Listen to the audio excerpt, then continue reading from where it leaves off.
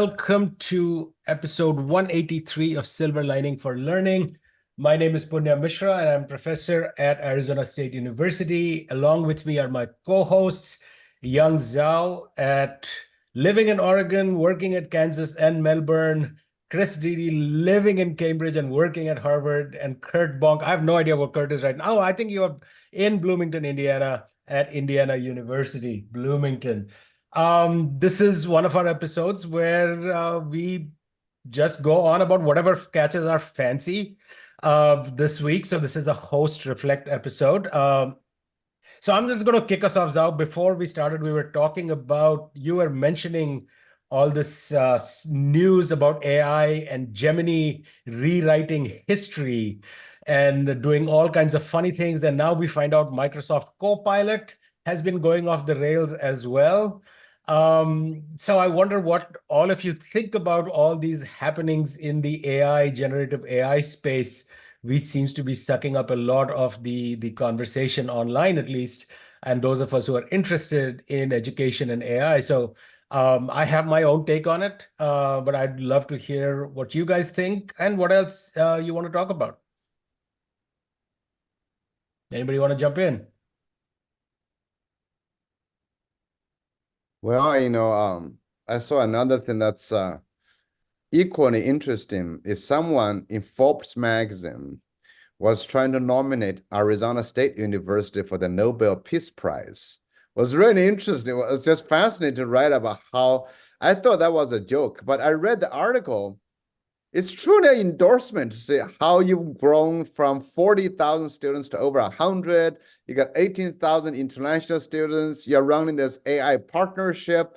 You guys are creating a future that brings flourishing human beings. So that was the criteria apparently for the Nobel Peace Prize. I said, wow, okay. I'm so happy I have friends who work in institutions that might actually be a Nobel Peace Prize winner, and it's kind of interesting. But it's anyway. I have nothing against ASU getting the Peace Prize, but I was surprised. So I saw that article this morning as well, and my first response was, "What?" And then I read it, and it is not tongue in cheek. It is actually quite serious. I know that was I said, yeah, okay, this is serious stuff, but I thought that would have gone to, Harvard should have been the one, that the Peace Prize winner, right? Think about that. Not right now, I don't think. Not right now. Harvard could get a war prize, but not a peace prize. And but yeah, anyway, yeah, go ahead. Yeah. No. I mean, I saw that article too, and yeah, it was interesting. I mean, I don't know what the eligibility is for peace prizes, but I mean, having been here now for almost 8 years, I have to say that this place does function quite differently from most other universities, or at least the couple of universities that I have had interactions with. It moves fast. It does things in ways that one would not typically expect a university to function in. And to be fair, I mean, there are pluses and minuses, and I'm not cognizant of it. But to be fair, I think ASU takes I mean, there are very few, all institutions have like visions and charters and things that way. ASU is one where that is always brought up in our conversations, which I find is like really interesting, that the fact that we are known for who we include rather than who we exclude is really core to how ASU sees itself. I'll give you one example, right? I mean, we all talk about that we should be making college more accessible, right? We all talk about that we are embedded in the communities within which we live. So one of the things that ASU did was it actually worked with the Arizona Department of Education for a Phoenix school district. And because we can't get their student information, but if you had a certain GPA in your high school, you got a letter from ASU, not saying apply to ASU, saying you have admission to ASU, call this number and we'll figure out how to work out the finances and all the other stuff. Right? You have admission. And if you are in that cusp where you needed a few more grades or a few courses to make it in, you would get an email saying you almost have admission. We will work with you to figure out how to make sure you make that transition to help you out. So it's such a, at some level, simple, but also very brilliant move, not asking people to apply, but saying, based on your record, you have admission. You are a student of ASU. If only, if, and there is anything that gets in the way, we will try and figure it out. Most of the state appropriation that ASU gets goes directly to students in terms of scholarships. So those are things where I think ASU does live by sort of its charter and its vision, which is rare in an institution. So again, Nobel Peace Prize, I don't know.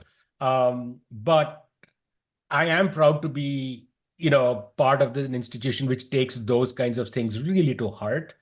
And we can disagree on, ASU has all the strengths of Michael Crow and all the weaknesses of Michael Crow. It is an institution stamped in his image in a very powerful way. And he's an incredibly inspiring figure, to be absolutely fair. So yeah, that's my take on that. So, staying with higher education, but taking it in a little different direction, I was struck by the Strata Foundation report that came out this week called Talent Disrupted. 57% of graduates from higher education now are underemployed after graduation, meaning that they have a job for which they don't need a college degree. And even more staggering, a decade later, 45% of graduates are underemployed. So at a time when we need skilled human capacity to confront very difficult challenges in society and in the world, our institutions are just churning out students who don't have the skills requisite to be able to find employment that needs a college degree. And you might say, well, this is all of the, basket weaving majors and the liberal arts majors and so on. But what the report says is general business fields such as marketing have over 57% underemployment. So the business schools are selling, kind of bogus goods. If I were a state legislator, I would pass a law that says that before students declare a major, the institution must inform them of the nature and type of employment that graduates from that major at that place have over the last 10 years. And I think that would be sobering for a lot of families. We're proud of having first generation college students, and I'm proud too. But the boasting that goes on about first generation college, I wonder if the institutions could boast about the enormous debt that those families go into and the kind of jobs that the kids end up with when they get out. So I feel as if I'm part of I'm unwittingly part of a fraud. And I'm not sure what to do about that, but it's not a good thing. And of course, this is not getting the headlines. I mean, it showed up in the news, but it wasn't like anybody thought that this was a big deal compared to, all the stuff that is filling the news.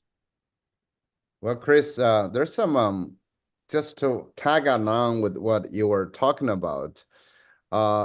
Two pieces of news I just want to report. One was that the state of Massachusetts, where you are, the governor just signed off an executive order or some kind of law to remove college degree requirements of state jobs. So in essence, in the state of Massachusetts, over 90% of jobs now do not require college degrees, do not require. So this is part of the movement called scale-based hiring. Start with the Google. We are hiring what you can do, not hiring what you've earned as a degree or credential. And a few months ago, the state of Minnesota passed the same thing. The governor signed off another, agreement to say, I think over 75% now of state jobs in Minnesota does not require a college degree. So those are very interesting movement. Of course, at the same time, many of you know about the offer by Peter Thiel, the founder, co-founder of PayPal. He was offering about $100,000 to anybody who wants to refuse to go to college to become an entrepreneur. So this is the 20th year of his offering now. So they've got over almost 300 people who've gone through that experience and become quite more popular now. I don't really know the details of that, but I just think what you're talking about is, first of all, colleges may not be worth. And how do colleges match the job market? We actually don't know. And do colleges have to match that? We don't know. Remember under Obama, people were questioning whether those for-profit universities like University of Phoenix, are they producing, they call gainful employment? And the government was going to have a law to govern how, what's the employment rate of universities. I think that's a dangerous move, but because universities do a lot more than just providing gainful employment. But at the same time, there are a lot of more parents. I was reading somewhere about, compared to 5 years ago, there were over 50% of parents believing going to college was a good thing. Now it's just only 30-some% because you put a lot more money in, you waste your 4 years. Where do you go? Another piece of news I was reading in 2019 out of the Brookings Institute, talking about AI is basically disrupting jobs that pay, high paying and high education jobs. That is like, if you have a college degree, your jobs might be more disrupted. So this goes back to all the things we're talking about. For example, when we're talking about ASU, is it a good thing? And we offer everybody, from Arizona high schools to come to ASU. What's the outcome of that? Is that good? But I'm glad, by the way, Punya, ASU is doing better than University of Arizona. That's another mess that you guys are dealing with. That is such We're a not mess. talking about, but anyway, so. That is such a mess. Kurt, thoughts? Yeah, so I'm just looking up the data here online, and Chris is right. The area of marketing or mass media is the most lowest unemployment, or highest, I should say, most underemployed.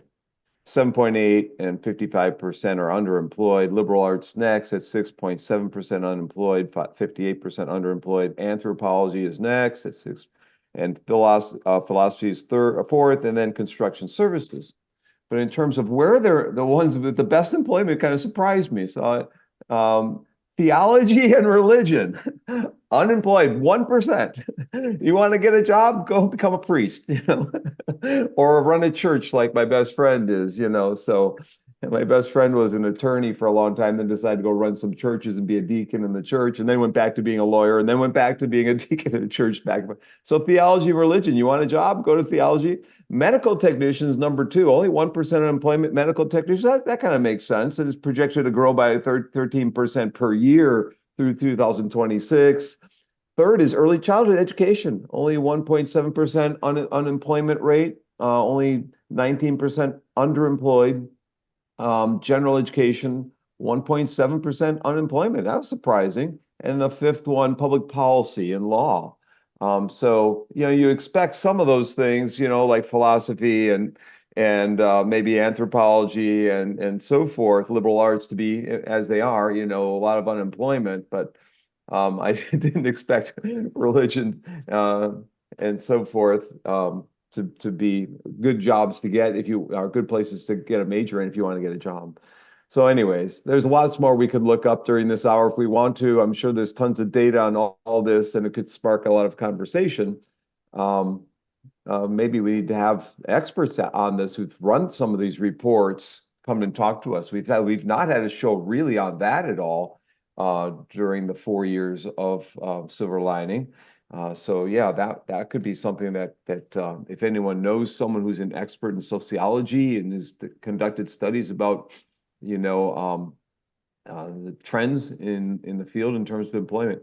I missed some of the comments that you were making earlier, but yeah, what are we going to do, in the future? I had read Obama's earlier projections, what he wanted to do, and I was kind of intrigued by them too, Young. But I'm curious what his feelings are now that he's no longer president, and then what he's doing in that regard now. Well, I mean, one of the things is credential inflation. This is not new. We've been in the U.S. in many developed countries. Credentials have been largely, inflated. There have always have, more education than employment, and also jobs do not cooperate with education. If you think about how slow education changes, it's that education does not change fast enough to deal with the kind of changes,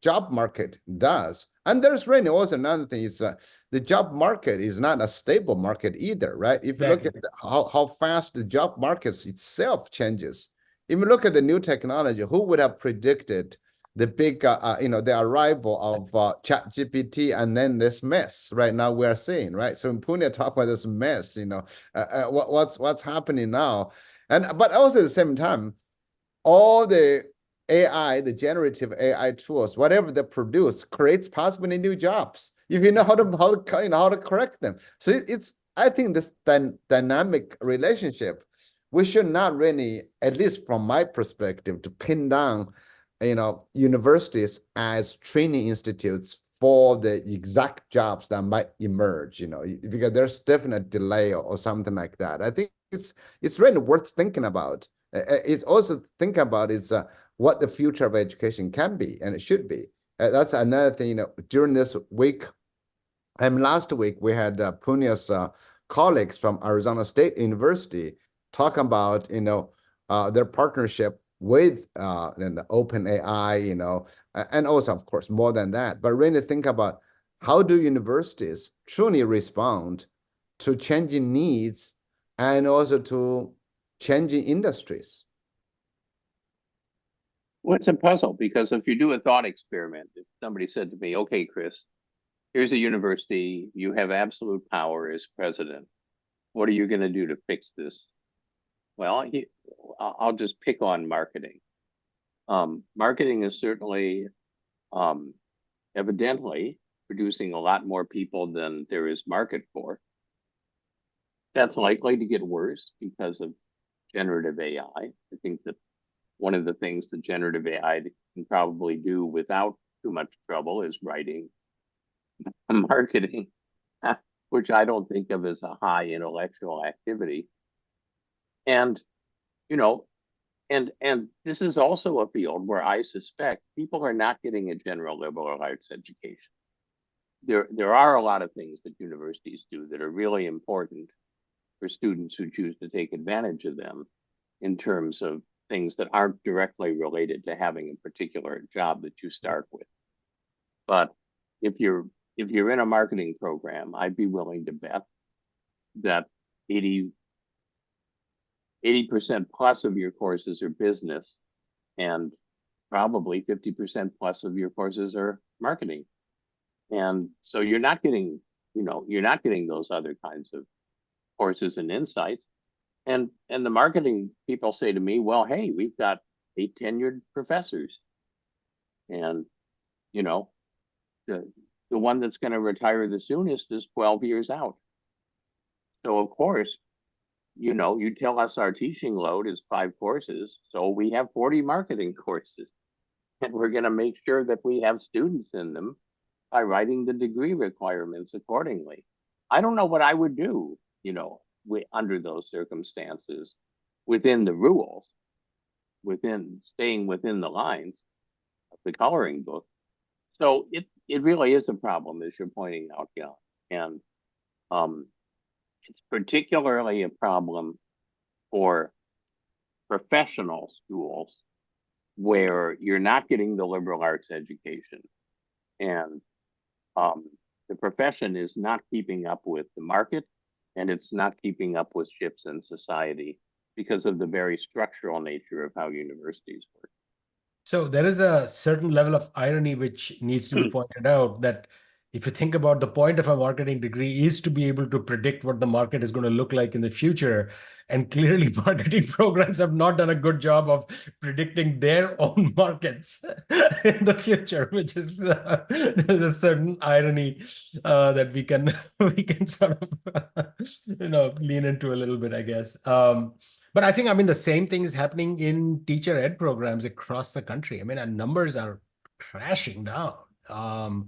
The statistic on, like, I don't have the exact numbers in front of me, right, and look them up, but about like parents, when you interview survey parents about whether you would recommend that your child go into a teaching profession, the numbers on that have just plummeted over the last 7 to 10 years. So it is not a profession which people see as one that they would like to, be a part of. And We've got that problem here in Indiana, thanks to Mike Pence and others, who was former governor here. No respect for the teachers, over assessment, too many requirements that they have to pass through, too many, hoops and hurdles that these teachers have to put up with for low pay. So it's not just teacher ed. You look at law school, Harvard. I mean, I think the Chronicle had an article about Yale and Harvard Law School issues in terms of employment for folks. It's a serious, issue. I mean, it's gone up. I think unemployment has tripled or something like that. Chris is shaking his head. Yes. You've read that report too? Well, lawyers are not like closet space where you can never have enough.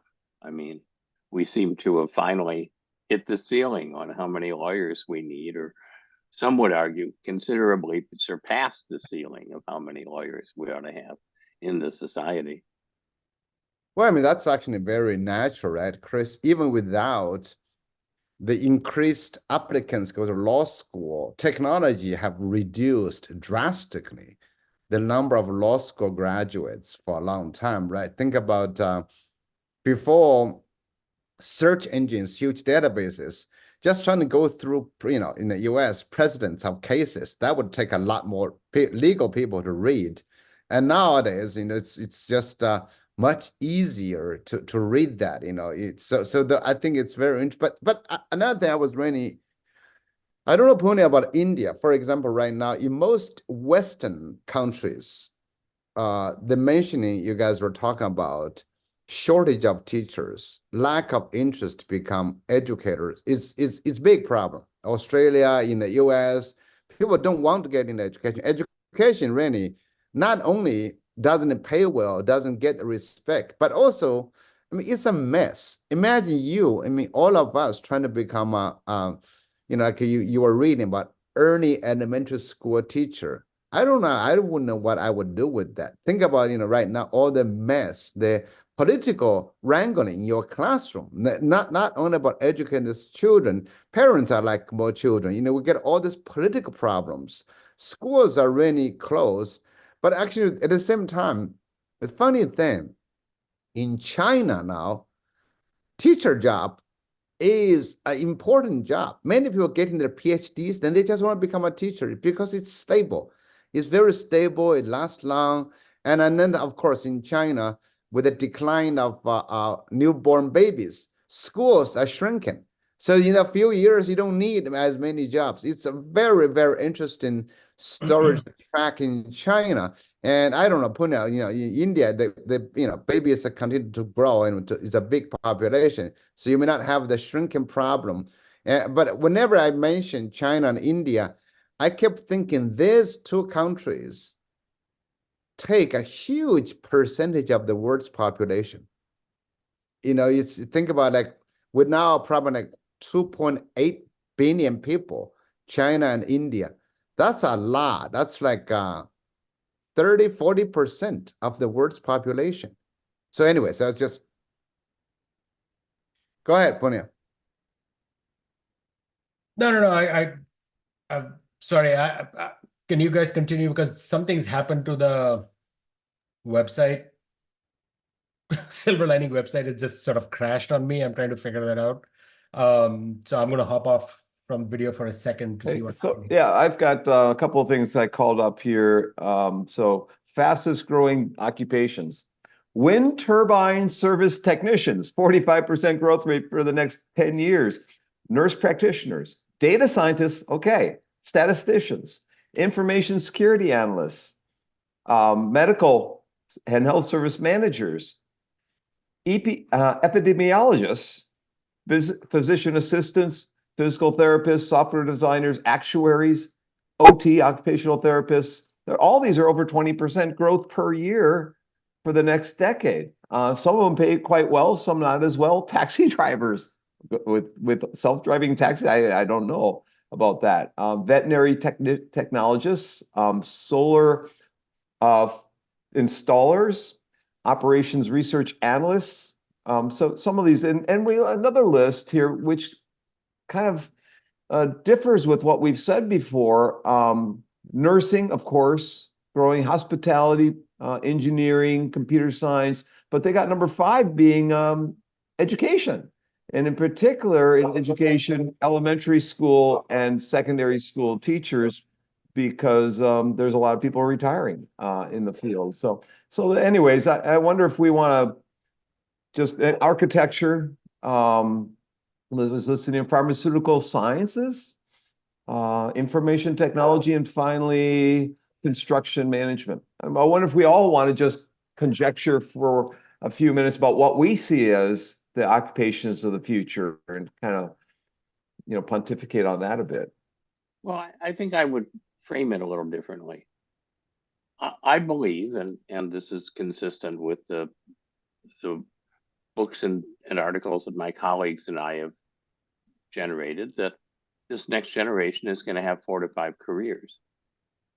And that the mistake that all forms of formal education are making in preparing people for the initial job as if it was going to be their only job in their only career is a mistake. So, and we know that one thing for sure about these lists is that the list next year won't look like the list this year, and the list the year after won't look like that list either, because they're ping-ponging around. So what I think is an interesting calculation, if you're doing career counseling, is to say, what 4 careers do you want to hold over your lifetime? And what courses should you be taking for your first career that'll have the maximum amount of overlap with the other 3? Because cross-career skills are arguably far more valuable at this point than within career skills, even though the focus in higher education is exactly the opposite, because that's what the faculty have typically, is within career skills. So I think that I don't know what that calculation would be as to if you want 4 careers that have relatively high demand, and over time the timing and pace are right for what we expect to happen in society, what cross-career courses could you take? But I bet it would be different than what we're advising students to take now. Well, one of the things I think Kurt was reading that list, Chris, I completely agree with you, is that a job is not the same. Like, some kind of analyst today, in 10 years, that analyst does do something different. It's not the same thing. I think that's what you talk about, the careers and job skills, because, as for statistical purposes, when large organizations, when they categorize jobs, they basically categorize a job if it exists. And if you truly look at it, just think about working for Ford. Assembly line workers in a car manufacturer is very different from today. Speaking of that, actually, this is quite interesting. I don't know if you guys read stories. For example, China now has become the largest maker of electric cars, next generation. If they move those things to Mexico, or if the European countries or America, USA, do not block, they will come to crash the traditional auto industry. And they have that capacity. And everybody's, because making those cars so cheap now, it doesn't really cost much. And by the way, that's why they're making cars in China, like big fancy hotels, putting big, swimming tubs in the car, and big TVs. So this is I'm not joking. It's really crazy stuff, right? I mean, I kind of joked about that 10 years ago, saying when this car automobile, become auto driving, a car becomes a hotel, it just, becomes movies, dinners, just very different. It's not a car anymore. It's not an industry. So think about that, a car manufacturer from 1950s in Michigan versus today's, if I work in the auto factory, it's definitely different. That's, I think, the kind of things we need to rethink about. Even teachers, for example, I still want to drag us back to the idea about AI. Teaching in the age of AI, is it the same? It's the same kind of things. I think we really want to think about the actual skills. I know, Pune, you guys are exploring a lot more at ASU, Yeah, so one of the things I think, I want to circle back to some of the news things that have been coming out recently around Gemini and all of that, right? And I think part of it is like we have completely not tried to understand what this technology is, and we have taken it to be something that it's not. We have taken it to be an oracle. We have taken it to be a truth teller, while actually we have no idea how this dang thing works. Even the people making it don't know. That's why they keep getting surprised by it.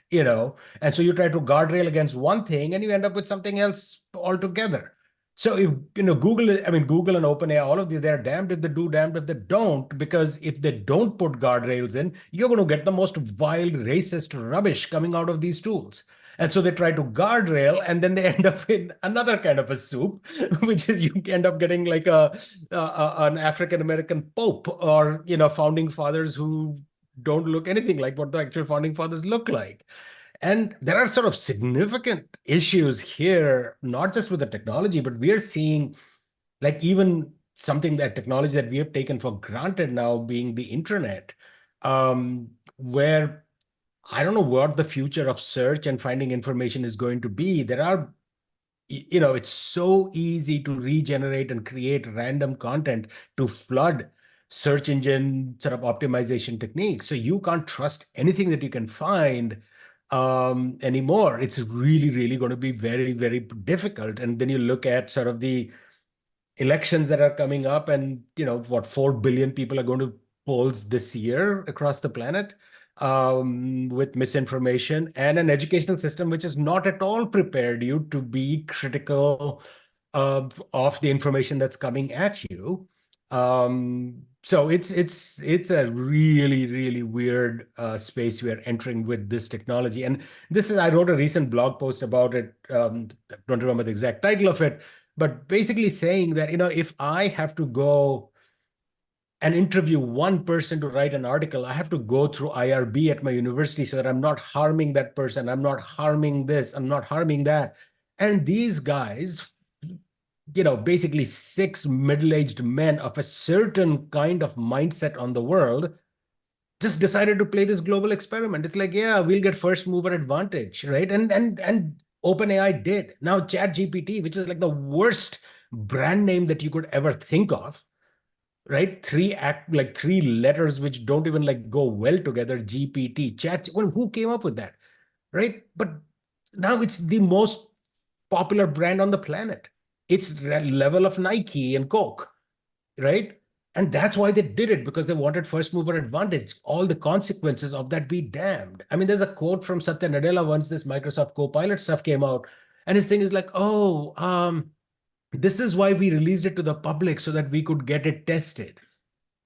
I mean, that's Exactly. the mindset, right? I mean, so Exactly. Yeah.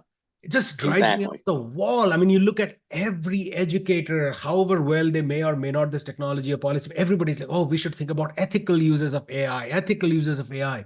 I'm like, we are living the consequences of unethical decisions taken by a bunch of people sitting in Silicon Valley. It just drives me up the wall. Sorry for the rant, but it just drives me nuts that for whatever financial reasons those decisions were taken, and now we live in that world, whether we like it or not. Just bizarre.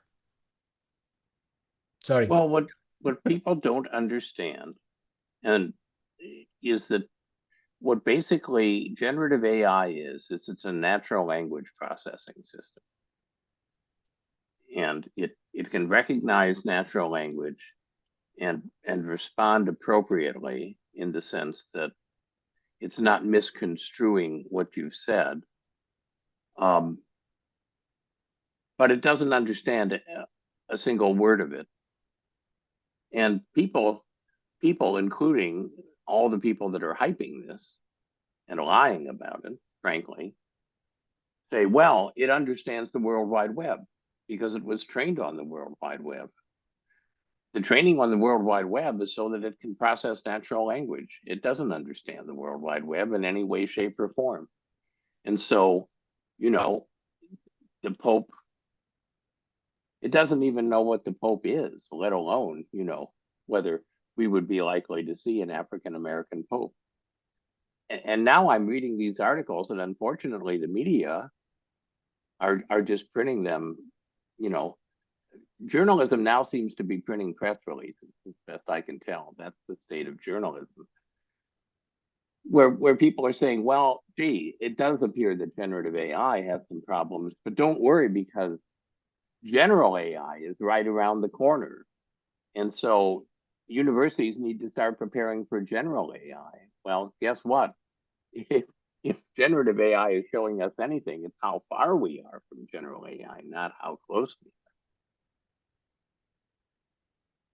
Well, I like what Punya, you know, I like that ranting. That what is actually, however, what Chris was talking about is like, so the industries are taking this very far and very fast, right? So this is and despite all the problems, you know, you have you know, you have writers write about how good it is, you have writers about how bad it is, you know. But the issue is that who is going to regulate this, you know, and what kind of regulation there can be. It's I think that's where, you know, we have to think about education. Like, our students, are they aware and can they take actions? At least individually, can they become responsible individual users to begin with? You know, not, because these things, I don't know, and I doubt they will be stopped. They will be happening, and they will be spreading, and university will pay, or not university, schools will pay to get them access to them. Because I don't think anybody, this will be free. There will be always, like I mentioned last time, there will always be a free version, but free version is not going to be as powerful as the paid version. And so this is quite a mess. I think schools, I bet many schools have to debate, should we pay this as part of our curriculum? You know, remember years ago, people were debating about, should schools pay for textbooks or should they all buy digital textbooks now, you know, all those kind of things. I think this is kind of interesting, but also in schools, who is teaching the ethics and what is the ethics? You know, when you're talking about the voters, and but really, how are the voters responsible voters themselves in that way, you know, with or without this biased influence of AI and well, the internet? So one of the things that I think you're going to start seeing now, because and Chris, you're absolutely right. Like, this creature that we've created has no understanding of the real world. That's a given, right? However, one of the things that I have sort of pushed against is this sort of argument that it is nothing but a quote unquote stochastic parrot. I do think that these layers of neural networks have formed abstractions. That's the only way it can understand a mathematical proof and, you know, write a poem about a mathematical proof. It has to have an abstraction of proof. It has to have an abstraction of a poem and mush them together and come up with something. So there is some level of higher order, something going on, completely dissociated with reality. Let's be very clear about that. It has no understanding of what Pope means and what number means and what a proof means, but something weird is happening there. What that means is that the kinds of guardrails we set up are going to be critical. And as a society, we don't have a consistent view on what should be, what is right and what is left and what is wrong and what is not.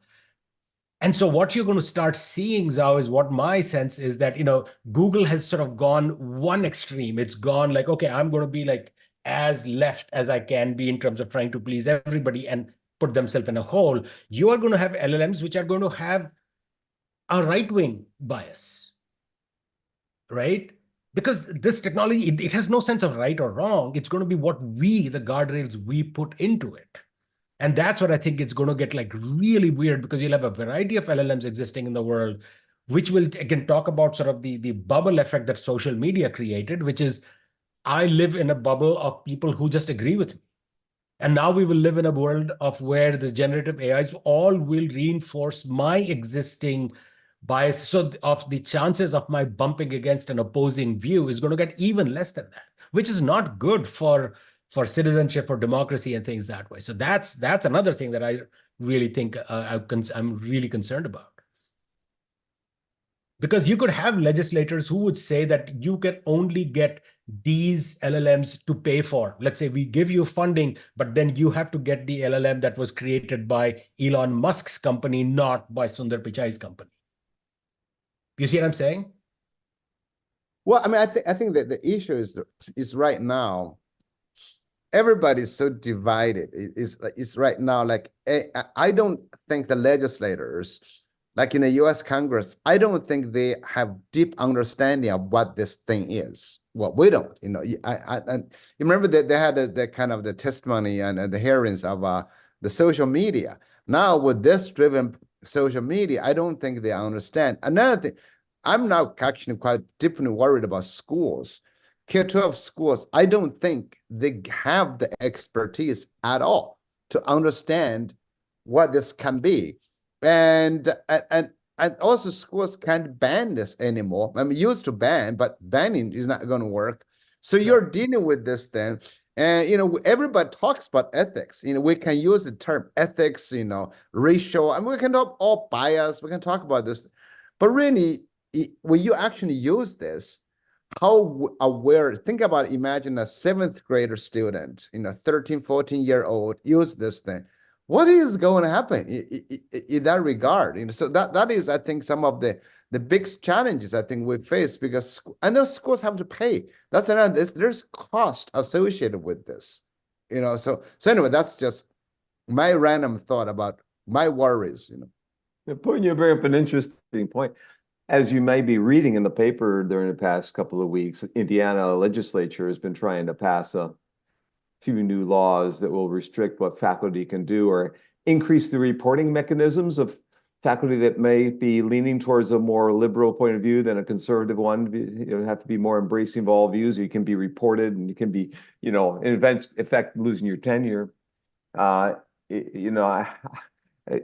could see us having different bots that are a more liberal bot and a more conservative bot. And if you pick the more liberal bot to be used in your classroom, it'd be reported to the state legislature, This reminds me of 35 years ago, I think, when I was first starting to teach, and I was using ed psych books, and all of a sudden the ed psych books all changed because you could no longer have a chapter on humanism because the more majority wiped it out. You couldn't talk about those things unless you framed it or wrapped it into a different learning theory like constructivism or social constructivism, so forth. Some of the principles of being humane in general and compassionate and so forth.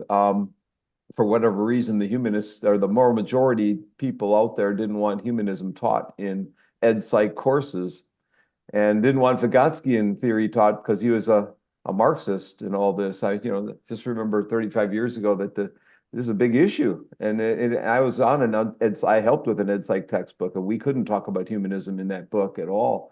I wonder if we're going to see similar things happening here 30, 40 years later that have to do with that, I wouldn't be surprised, honestly. I mean, we're going to see this. We are going to see this. I mean, this is the next front of the culture wars, and Google just gave one side a lot of weaponry, through their sort of guard railing that they were trying to do. And so it's yeah. And then that's what like really annoys me, is that these companies didn't take a minute to sort of think and say, okay, let's do limited releases, let's test it out. No, we're just going to throw it out into the world, and either with the mess that the world anyway is. Right. I mean, now if I see an image from a picture from Gaza, I don't know whether it's real or whether it's fake. I have no idea. Right. I mean, we have that famous Trump tape that came out. Imagine if it came out today, it would be like, oh, that's fake. That's just AI generated. That's going to be every politician's response to every rubbish that they get caught saying.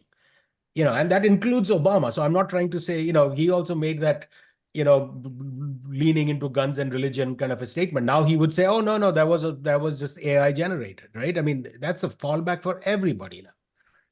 But actually, if you think about let's not blame all the business people as evil, but they've always been evil. So if we've been to Rome, really, if you go to Rome, right? If you're a powerful political leader, you stand up, you talk, right? And people will come to throw you money and follow you.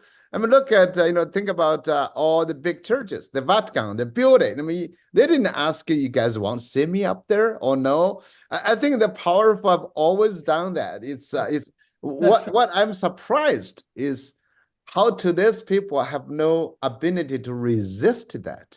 Do you remember that? So that is, after so many thousands of years, human beings have not evolved enough or learned enough to resist any of this, unethic or evil, whatever you call this kind of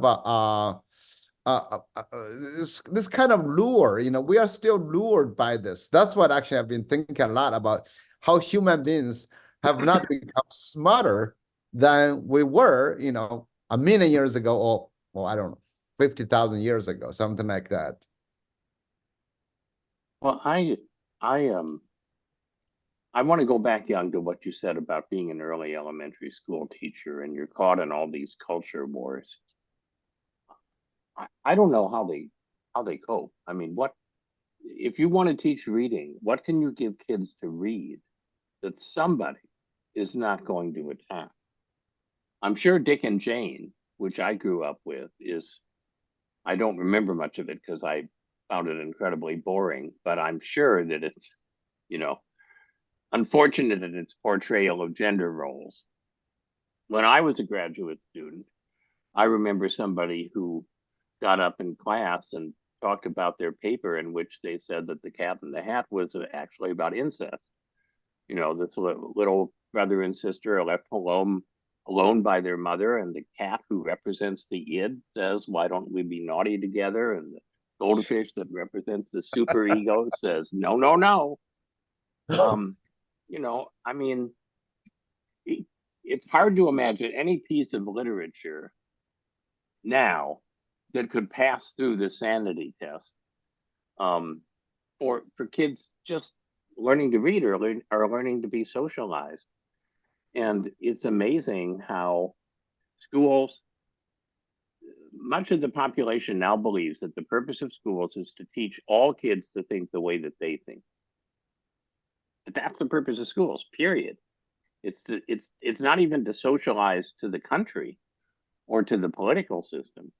It's to teach all kids to think the way that they think. And no wonder people don't want to become teachers. Well, Chris, you know how many teachers are put in suspension because of a story they read to their kids? You know what? Yeah. I mean, just like you were saying, I think even Dick and Jane can be interpreted in any way you would like, right? I mean, it's just happening. And there's also no way for you to defend these teachers, because if a school principal jumps in to defend the teacher, I mean, the principal will be sued in court as well. This is, I cannot really believe how, I sign on Google News with the education. Almost all story about education there is about a principal, a superintendent, a teacher being suspended, being removed, being under investigation. It is like the legal culture, I think, affecting our public schools is horrible. I don't know about 100 years ago. I'm not, by the way, to say 100 years ago is better, but at least schools were not involved in as many legal fights about this cultural things. I think we maybe used to trust at least what teachers are doing to kids were not necessarily that bad. I think now schools have been politicized so much, that they don't even have time to deal with educational issues. So even this week in the USA Today, they have my old Frog and Toad books that I used to read to my kids. It's the Besties for the Ages article. They say the author of the stories came out as gay, and so they're being railed as promoting gay. And it says even if they were gay, they're stuffy old guys and we're not having sex. It's I think it's universal. They're about love and friendship, fact, and they go on and on. Even Frog and Toad, a harmless book, can get attacked for silliness that exists out Well, there. today, Kurt, Indiana University, your university, Oh yeah, just decided to keep the Kinsey Kinsey Institute. Institute. Yeah. So Well, that was still, after the president got flack, and then she had to change her. We were going to create a separate entity for it, a separate corporation, and that the faculty shut that down. So fortunately, she came around, but it took. This is being recorded, but it took some time. Oh, it's in the news. Don't worry about it. You can Yeah. because it's again, it's an attack on a university cannot use state money to fund the institute. Right.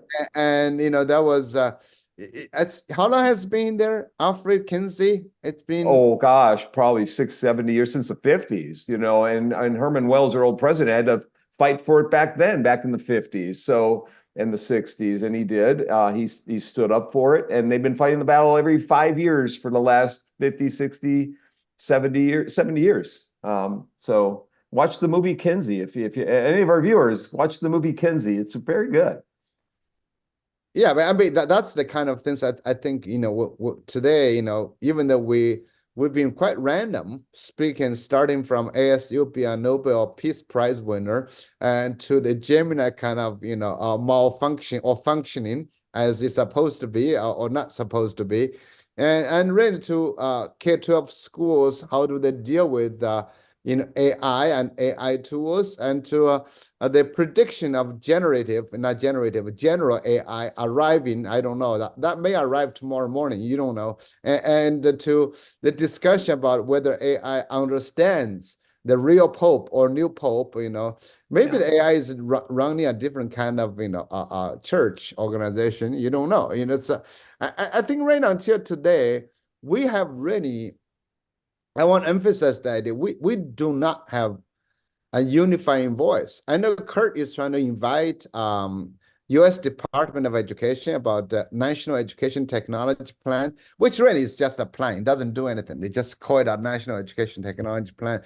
But it's kind of interesting to see how the government has come up with some kind of definition of where AI can go and can happen. So this in all of this is good random thinking. And Kurt, you were trying to stop me. Go ahead. I didn't say No, I was just agreeing with you. Yeah, I always agree with you, Young. So hey, anyone listening to the show, March 29th at 3:30 p.m. Eastern, we will have the National Education Technology Plan people with us, so we'll hear more about it. Yeah. We're gonna have a number of good shows coming up, by the way. So stay tuned. Stay tuned. So I the think only you're gonna thing say I would something more add, important. Go ahead, Punya. now, Yeah. the only thing I would add to this whole discussion of books and, that anything you write will offend anybody, I think there is an even more foundational argument going on about reading, teaching reading anyway, right? I mean, like the science of reading versus this versus that, which to me are like really artificial sort of debates that have been almost quasi-manufactured. And so we can't agree on process, we can't agree on product, we can't agree on output. If you think about where we started from Chris bringing up this report, which talked about that the output of higher education is not meeting the needs of the world. And now we are looking at the issues around process about how we should teach reading, how we should do X or Y. And we can't agree about what are the contents of that need to be. So it is really a very and then you throw AI into the mix, which has no connection. I mean, so this is one of the pieces blog posts I've been wanting to write. See, if you think about back to, the postmodern sort of take on the world was that everything is text, right? And that everything we do is referring to text and there is nothing that has to do with reality. That's exactly what these large language models are. They are a postmodern fever dream come to life. It's hilarious. So I've been wanting to write a blog post which is like Derrida is a large language model or something like that, because it is really, that's what has happened. It's taken what was, metaphorical sort of thinking by a bunch of philosophers and so on, and has actually made it material. And we are seeing the consequences of that, which is a mismatch between words and the real world. That's what LLMs are. They have no connection between the two. And we are living a postmodern nightmare, honestly, in some weird way. Established 1947, the Institute. So it's a little older than even than that. So yeah, it's going on 80 years. Right. Yeah. Yeah. So I just want to add another thing is that, the fall of us, we've been doing this education thing as adults for a long time. We're supposed to be, all of us, be experts in our field. At least now, when I'm faced with all these questions, I do not really know what the answer will be. So that's why Chris and Punya and you guys, I'm inviting you. Kurt, I'm inviting you too into my class, because I'm teaching a class with the doctor level students in all departments. I just ask them to explore what AI can be. So I'm trying to bring as many potential expertise just to share with them, to challenge them, to say, where is this thing? And I don't know if you want to grow like expertise in AI and education. I don't know if like you guys, Chris and again, Kurt and Puni, have you seen any that's kind of pioneering, guiding voices rather than just in out there, because talking about, what AI can do, but also what the consequences might be. So I'm really just very interested in this topic. I just want to say, all of us have been this for a long time, but we do not know. Oh, we do not know for sure. So, I mean, one of the pieces I just wrote recently was you're increasingly seeing this AI-based social influencers and what the impact of that is going to be. That is just, trying to make, I don't know if we can ever predict what it is going to be, but I think like even trying to find productive ways of thinking about it, I think is challenging right now. So Young, I forgot to ask for the class I'm coming in for. Is this in Kansas or Australia? It is in Kansas. It is Okay, in, I'm and going to also give I them the typically Kansas version. I also typically invite some professors, others to join, because there are a bunch of professors might be interested in. So they might join as well. It's just really, I'm not teaching them about what this AI is. I'm not thinking people teach it, what is AI? What is generative? I said, no. I said, I want you to experience, to learn what you can do with it. So they've been building bots. They've been doing research. It's kind of fascinating. And these are all adults, a lot of some of teachers, professors, just Chris, it'll be really fun to have you in to say, to say what is going on. Well, I have a title for my talk now that Okay. I know where it is. Total, we're not in Kansas anymore. That's my title for the Kansas course. Okay. Okay. So that might work. Actually, I'll tell them that. So I will email them, and I will email you with the link, because I just feel like I'm so ignorant of the whole topic now. You want to introduce the next episode? Who is doing that?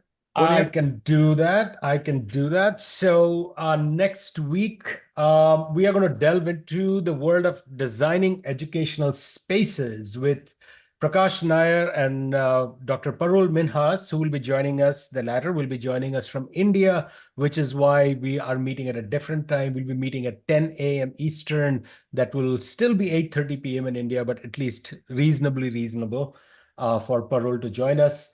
I got to know Prakash and Parul. They both work for this organization called Education Design International. Prakash has written quite a few books about design of education, and they bring actually fascinating people. It's going to be a great conversation because they bring a variety of sort of perspectives that are from architecture and psychology and technology to think about how we can design spaces that are actually allow students to flourish.